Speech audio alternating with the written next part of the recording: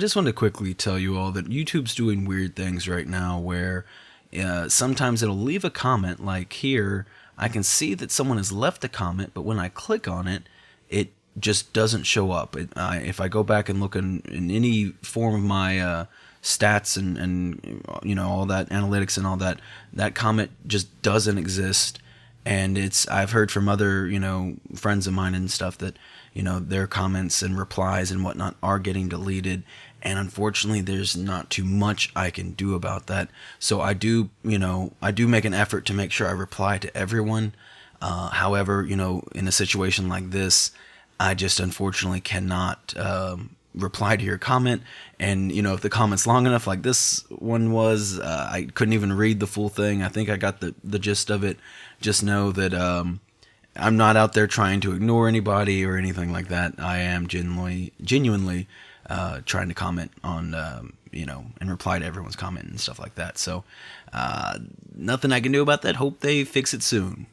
Welcome to Switch Comics. My name is Marco, and it is yet again Wednesday, new comic book day, and I got some good comics to talk about. But first, let me tell you about my giveaway. I'm giving away 3 awesome comic bundles at 500 subscribers. That's right, 3 lucky subscribers will each win one of these 3 comic bundles. All you have to do to enter is simply be subscribed and leave a comment on this video. If you would like additional chances to win, you can watch other videos on my channel and leave comments on those as well.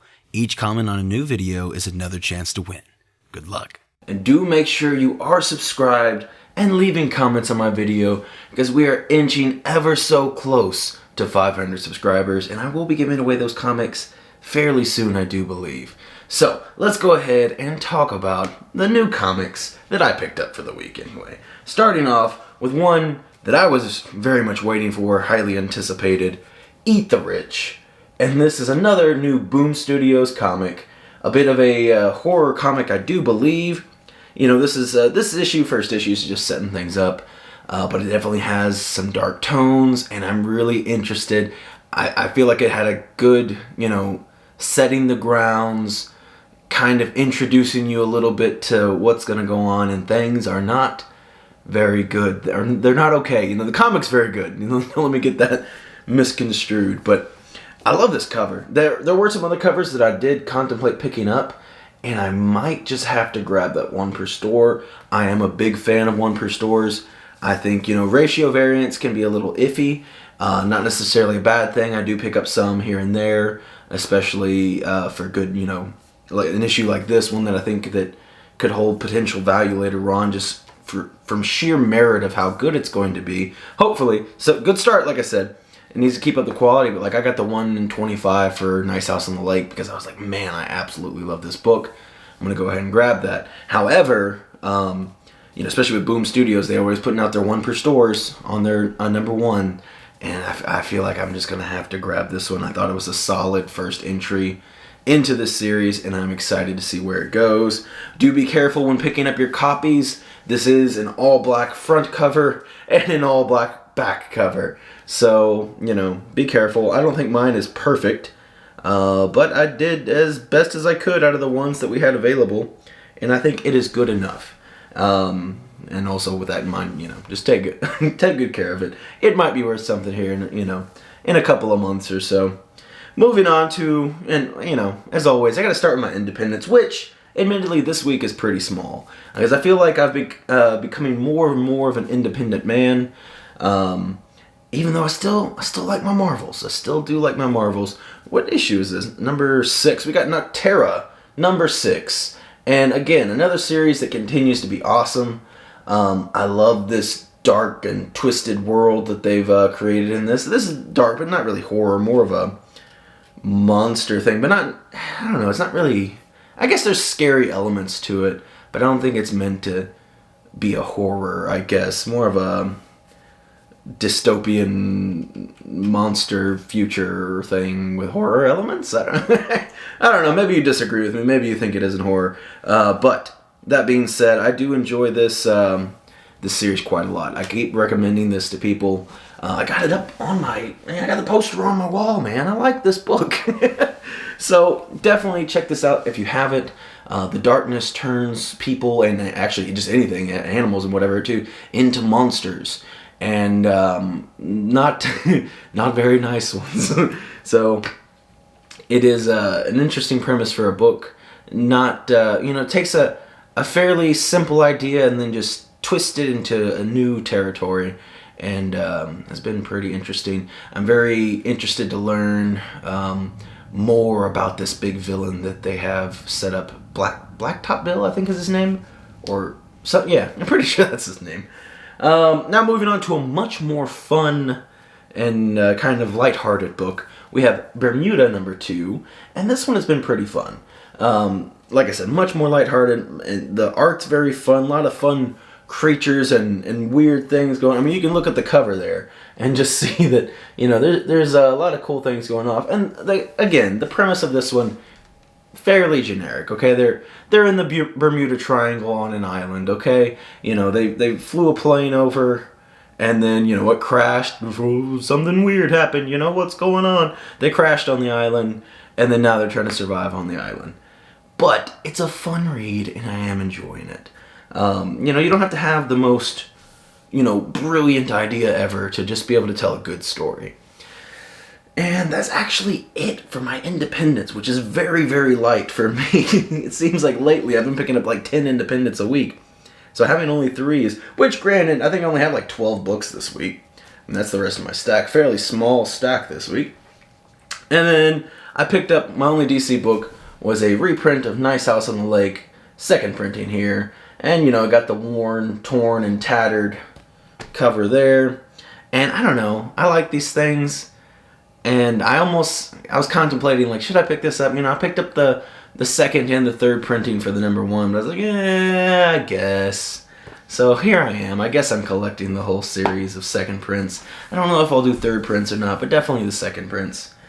And then moving on to Marvel, we have, I was super excited for this one, Moon Knight number 2. Pretty cool cover on this one. And I gotta say, I do pretty well, but I had to pick up one extra cover. I picked up the Momoko. I am a sucker for a Momoko cover, a good Momoko especially, and this one is pretty solid. I saw that one in the preview magazine a while back, and I was like, oh, I definitely gotta get that one. But anyway, Moon Knight number 2, fun read. I don't think it was as good as the first issue, but they're introducing more parts of Moon Knight and Mr. Knight and whoever, what other names you want to give to him as well. They introduced, as far as I know anyway, a new minor villain, very weird one, and I was simultaneously grossed out and intrigued by him. But just some fun little stuff happening in the night, and Moon Knight there to protect his people. So yeah, this one, like I said, I loved the first issue. This one was good. Didn't enjoy it as much. I do think the next issue has something exciting though, because it did seem someone is watching Moon Knight and also trying to pry at his core and his values and kind of destroy him from within. Because we're established in the first comic that Moon Knight basically, he can die, but he comes back. So it seems like someone is trying to break down the inside of Moon Knight rather than just go out and, somebody could go out and shoot him, I guess. But he'll come back. So they're trying to find an alternative way of dealing with Moon Knight. And I'm curious to see how that will go. And then another series, written by the same person, I've really been enjoying, Black Cat. What is this? Number 9. Number 9 now. It seems like this series just started, but here we are. And pretty cool. I really like Felicia Hardy. I like Jed MacKay writing this. And he's really going in and he just makes her fun. Black Cat isn't a character that has all these super amazing powers and whatever, but she's witty and she's manipulative and, conniving and crafty. And that is can make for some really fun writing. Sometimes when you have less to work with, you have to get more creative and ingenuitive. And I feel like Jed MacKay is doing an awesome job with Black Cat. I highly recommend. I don't think enough people are reading Black Cat and giving it credit. Like, I know a lot of people are reading Moon Knight, because there's a lot of Moon Knight hype right now. There's not as much Black Cat hype right now, so a lot of people haven't been picking it up. I know there's not a ton of people in my shop anyway that get Black Cat, but man, I try to. And I know we're decent way into the series now. We're on number 9, but it's not too late. None of these books, I don't think any of these books should be more than cover price. If you go to your comic shop, you might, it should just basically be cover price. If you're lucky, like we just had a sale for free comic book day. This was probably, these kind of books were probably in our bin for $1. So, you might be able to find it cheaper even. So I highly recommend reading Black Cat. Super good series. I really like what Jed MacKay is doing. And if you like Moon Knight, if you're reading Moon Knight, because I know a lot more people are reading Moon Knight, if you like the writing, same writer here, highly suggest it. That's all I got for that one. Moving on to a new book, we have Kang the Conqueror. And I was tempted. I almost picked up 2 or maybe more covers, but I settled with the Momoko cover because I didn't even know if I was going to like this book, and I was like, I'm just going to get 1 cover, it's going to be fine. But, there's some Kang hype right now, and I wanted to check it out. It is a bit of a thicker issue. It's a, $4.99 issue, and it's pretty cool. It's pretty interesting. I didn't know where this was going to go, and without revealing too much, I guess, because the cool thing about Kang is it's this infinite loop of him starting as Nathaniel Richards and then, going and doing this or doing that, or, becoming Kang or becoming Ramatut or Immortus or this or that or whoever. And so this is kind of a Kang going back in time, finding a Nathaniel Richards, and he's trying to mold him into a better Kang, learn from his mistakes and become the best Kang possible. But it's we'll kind of leave it at that. The Nathaniel Richards still has some humanity to him, it seems, and maybe by the end of the series he will be jaded like the other Kangs and only want to conquer. However, I don't know. I'm curious to see where it'll go, and I don't want to reveal too much, but I did enjoy the book. It was a pretty fun read, and it left at a very interesting point where I'm pretty excited for the second issue as well. And then I got a couple more Marvel books that I didn't get around to reading. One, because I'm still super far behind on Iron Man. I did pick up the B cover here, because the B cover is super rad. There's a lot of these, some kind of video game covers or something for Marvel Duel. I don't even know what that is. Maybe an app game, mobile game or something. I haven't heard of it. I have no idea. If you know what this is or play this game, I guess you can tell me about it. But regardless, very, very cool Iron Man cover there. And there was another Duel cover that I had to pick up because it was just too darn adorable. The Baby Groot. I don't know if there's ever... Well, there probably has been at some point, and I just, hadn't seen... Or I wasn't really collecting comics when Guardians of the Galaxy 2 came out. So, this is the first Baby Groot cover that I've seen. Presumably there's been another one before it, I'm sure. But this one was just... it was adorable. Had to get it. So, even though I'm not reading Guardians of the Galaxy, it's just a super, super cute Baby Groot cover. How you gonna pass that up? And then we have a couple, or 3 Star Wars books to end it off. We have, what number is this? High Republic Adventures, number 7. And I gotta say, they're still dealing with the Dren gear, or Dren, whatever they are. Which, I gotta say, I'm irritated with. I'm ready for them to be done. It started over in High Republic, the regular High Republic, bled over into High Republic Adventures, and I'm done with the Dren gear. They're boring plant monster things, and... But I will say, this issue I feel like was better than the last issue. I enjoyed Salazar. That might be his name, might not be his name.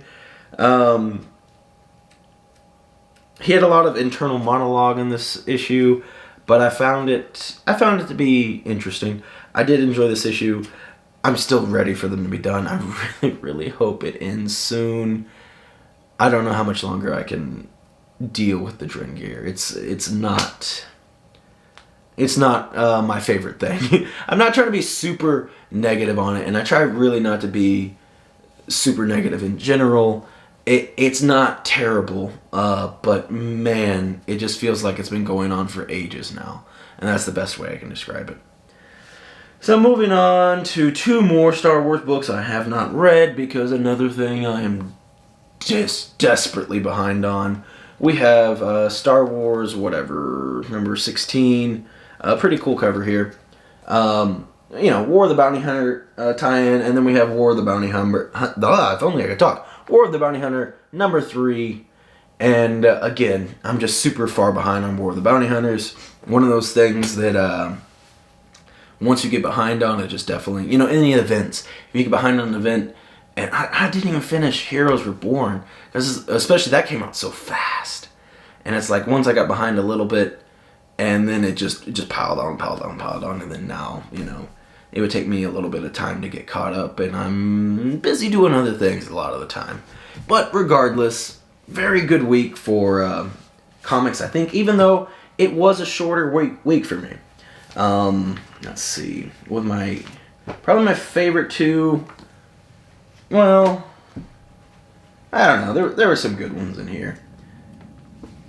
I'm going to hold up these 2. I just picked them out of the pile. So, Eat the Rich, I really, really enjoyed. I'm really excited to see where the series goes. And Moon Knight, well, first of all, I love this Momoko cover. I think it is an absolutely beautiful Momoko cover. And also, I do really like this series. And I do think, even though the second issue was a little weaker, I have faith in Jed MacKay that this will continue.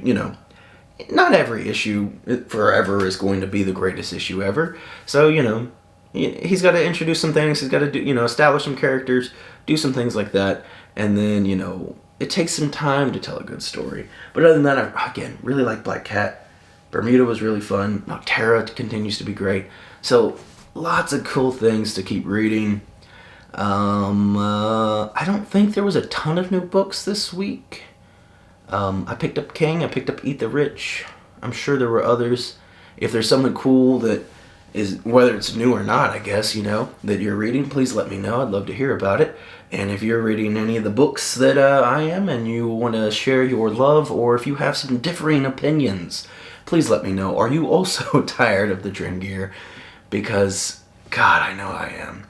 But that's going to be it for this week. Thank you so much for watching this video. And again, thank you so much for all the support. And until next time, have a good one.